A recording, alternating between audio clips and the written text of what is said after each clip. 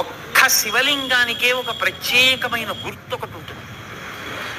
మీరు ఎప్పుడైనా చూడండి, అన్ని శివలింగాల మీద ఉండదు అలాగా. మీరు కొన్ని శివాలయాల్లోకి వెళ్ళినప్పుడు శివలింగం దగ్గరికి వెళితే దాని మీద కొన్ని గీతలు ఉంటాయి. ఇలాగా ఎంతో తెలుసా, బ్రహ్మసూత్రము అని పిలుస్తారు.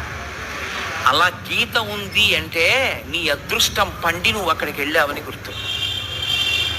1000 మాటలు ఓ శివాలయంలోకి వెడితే నీకు ఎంత ఫలితమో, అలా గీతలు ఉన్నటువంటి శివలింగం ఉన్న గుళ్ళోకి వెడితే అంత ఫలితం.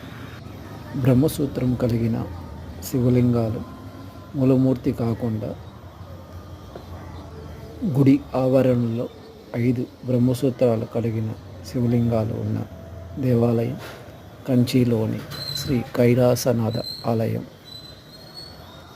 1000 సంవత్సరాలుగా పురాతనమైన ఈ ఆలయాన్ని ప్రతి ఒక్కరూ దర్శించవలసిన ఆలయం. Please like and subscribe.